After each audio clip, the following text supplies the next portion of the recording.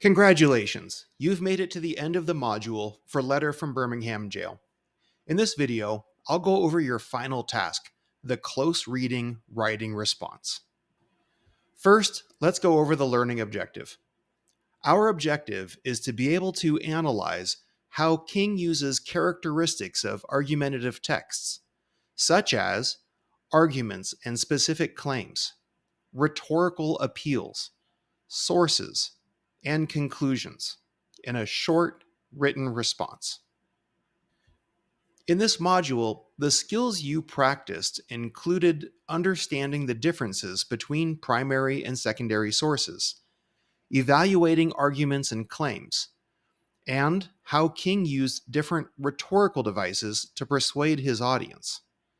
If you feel uncertain about any of these skills, now would be a good time to stop this video and ask me for help. I'm happy to help walk you through these. If you're ready to go, let's get started. Here are a few things that will help you prepare for this writing response. First, it would be a great idea to find a partner and discuss the skill-focused questions below this video. These questions are directly related to the writing prompt. Second, watch the StudySync TV video on tab 3. This video is a little longer than most StudySync videos, but it is well worth your time. It models a robust student discussion, and they discuss a lot of details from the letter that will help you with the writing prompt. Okay, let's read through and break down the prompt together. One reason that Letter from Birmingham Jail remains one of the best known texts of the civil rights era is because of the powerful rhetoric that Dr. Martin Luther King Jr. uses to advocate for nonviolent resistance to racism.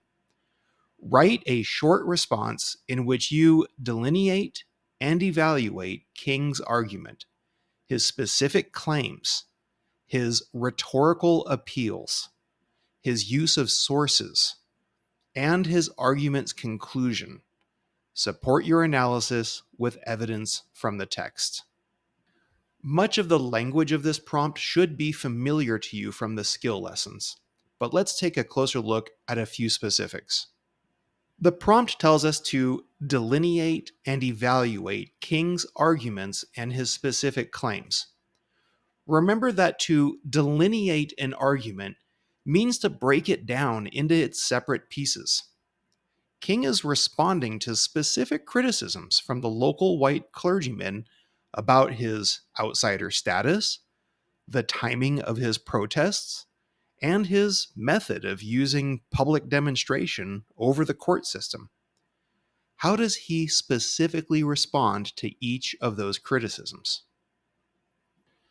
Next, the prompt tells us to evaluate his rhetorical appeals and his use of sources.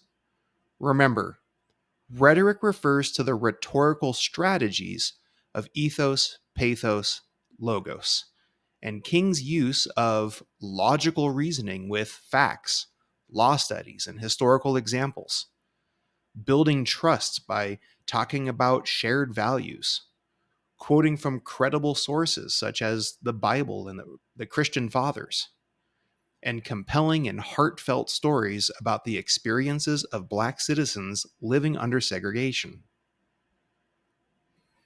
Finally, the prompt tells us to evaluate his conclusion. What is the overall purpose and goal of King's letter? What is he ultimately trying to accomplish?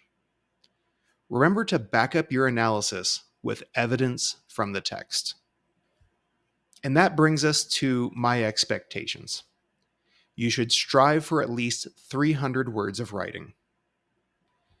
Have at least 2 or 3 solid paragraphs, each one answering a different part of the prompt. You should have quoted evidence from the text throughout your response, and every quote should be followed by your explanation of the evidence. Finally, before you submit your final draft, take a minute to click the Review with Write Precise button at the bottom of the response window.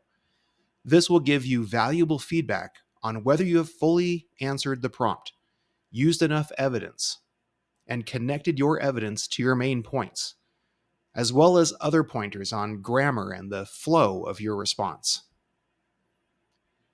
I promise you that you will score higher if you use this feedback to revise your response. You have your work cut out for you. These close reads and writing responses are meant to be challenging, but you're not alone. If you find yourself lost or confused, please reach out to me and let me help clarify the prompt. While I can't do your work for you, I can help you understand what is being asked of you and help you organize your ideas. Good luck.